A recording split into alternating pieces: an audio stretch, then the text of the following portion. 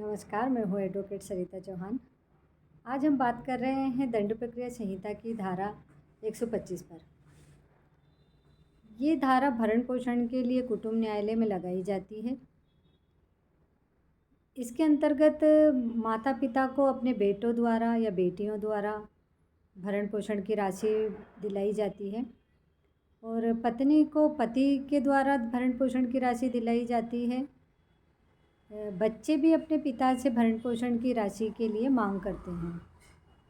तो यहाँ पे हम 125 की भरण पोषण की जो धाराएं हैं उस पर बात कर रहे हैं। 125 भरण पोषण जो है वो महिलाएं लगाती हैं जो अपने पति का घर छोड़ के अपने मायके में होती है या कहीं अलग रहने चली जाती हैं। तब उनकी आर्थिक स्थिति ठीक नहीं होती है और कमाई का कोई साधन नहीं होता है, तब वो 125 की धारा कुटुंब न्यायालय में प्रस्तुत करती है। इसके अंतर्गत उन्हें इंटरिम पे आदेश भी हो जाता है। कई साल तक केस चलता है। इंटरिम पे जब आदेश होता है तो एक छोटा अमाउंट मंथली उन्हें कोर्ट द्वारा दिलाया जाता है। इसी प्रकार जो बच्चे अपनी माता के साथ रहते हैं और वो स्कूल में पढ़ते हैं या उनके खुद के खर्चे होते हैं, दवाई गोली के खर्चे होते हैं, बीमारियों के खर्चे होते हैं, तब वो अपनी माता के साथ में कुटुंब न्यायालय में भरण पोषण का केस दायर करते हैं। कोर्ट उन्हें भी सिचुएशन के हिसाब से, परिस्थितियों के हिसाब से कोर्ट उन्हें भी पैसा दिलाती है। कई केसेस में माता पिता भी अपने बच्चों के खिलाफ 125 का आवेदन अब लगाने लगे हैं। कई केसेस में देखने में आता है माता पिता को जब बच्चे घर से निकाल देते हैं या उनके घर पे कब्ज़ा कर लेते हैं, माता पिता को छोड़ देते हैं।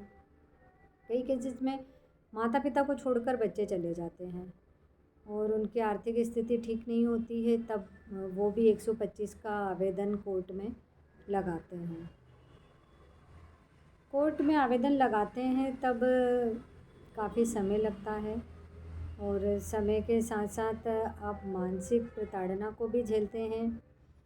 ऐसी स्थिति में यदि घर में बैठकर बात हो जाती है, पहले ही हम इस विषय पे चर्चा कर सकते हैं कि अगर बेटा बहू अपने अलग चले जाते हैं या माता पिता का ध्यान नहीं रखते हैं, तो हमें चाहिए कि उन बच्चों को समझाया जाए, उन बेटे बहू को समझाया जाए और उन्हें उसी घर में उन माता पिता के साथ निवास करने के लिए बोला जाए। आपस में बैठ के एक दूसरे की प्रॉब्लम को समझा जाए, समझने की कोशिश की जाए।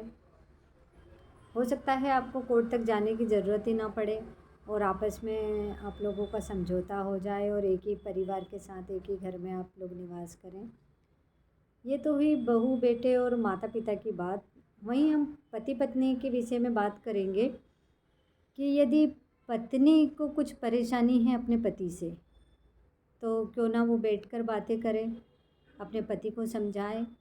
हो सकता है बैठ के बात करने पे समस्या का हल निकल जाए और आपस में बैठ के बात करने पे कई समस्याओं का समाधान हो जाता है।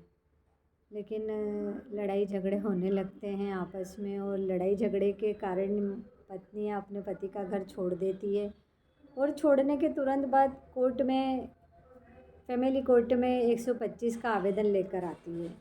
उन्हें उम्मीद होती है हमारे पति से हमें इतना पैसा मिलेगा, हमें उतना पैसा मिलेगा। मिलता है कोर्ट से पैसा, इसमें कोई बुराई नहीं है, अच्छी बात है। आपकी आर्थिक स्थिति उससे सुधर जाती है और आप अपने पति से वो पैसा लेने की हकदार भी होती हैं। लेकिन जो चीज़ आपके पास पूरी है वो उसको आधा लेने का क्या फ़ायदा आपका। तो आप अपने पति से कोशिश कीजिए कि घर पे बैठ के आपकी प्रॉब्लम्स, जो भी आपकी परेशानी है जिस कारण से आपने घर छोड़ा है, वो घर छोड़ने की नौबत ही ना आए और आपस में आप लोगों का सुलह हो जाए, आप लोग उसी घर में एक साथ रहें।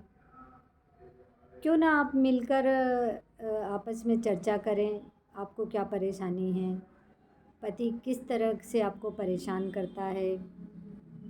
पति अगर कमाता नहीं है तो आप उसे प्यार से समझाइए। आप उसे बताइए कि आपकी घर की ज़रूरतें उनके कमाने से ही पूरी होगी, घर में बैठे रहने से नहीं होगी। और एक ना एक दिन पति ज़रूर कमाने के लिए जाएंगे, उनको भी आपकी चिंता है। थोड़ा आप एडजस्ट करिए, थोड़ा पति एडजस्ट करता है। अगर आप ज़िद में रहेंगे, ज़िद करते रहेंगे तो शायद समस्या का निराकरण कभी भी नहीं हो सकता। इंसान को अपनी ज़िद छोड़ देनी चाहिए।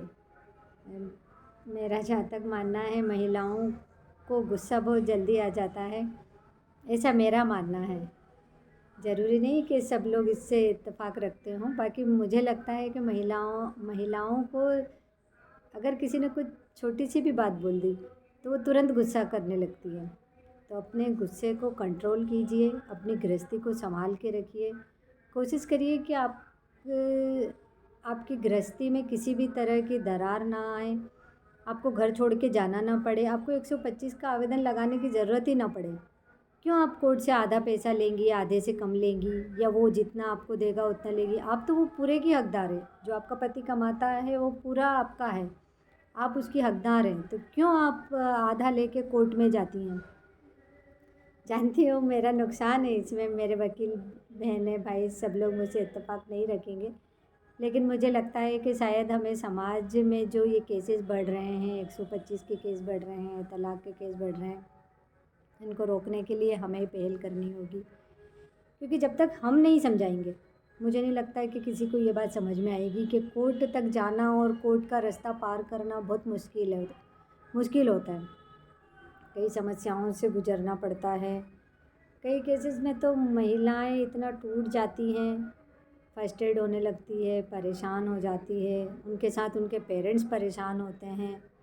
महिलाएं उन पेरेंट्स का भी नहीं सोचती कि हमारे माता पिता ने कितना पैसा लगाकर हमारी शादी की है, किस तरह से हमारे लिए इतना मुश्किल लड़का ढूंढा है।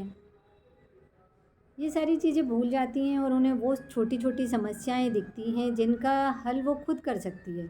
आप प्यार से बातें तो करिए, अपने ससुराल वालों से बातें करने की कोशिश कीजिए, हो सकता है समस्या का समाधान हो जाए, आपको कोर्ट जाना ही ना पड़े। मेरी राय है आप लोग थोड़ा सा मेरे इस वीडियो को देखें, समझें और समझने की कोशिश करें। नमस्कार।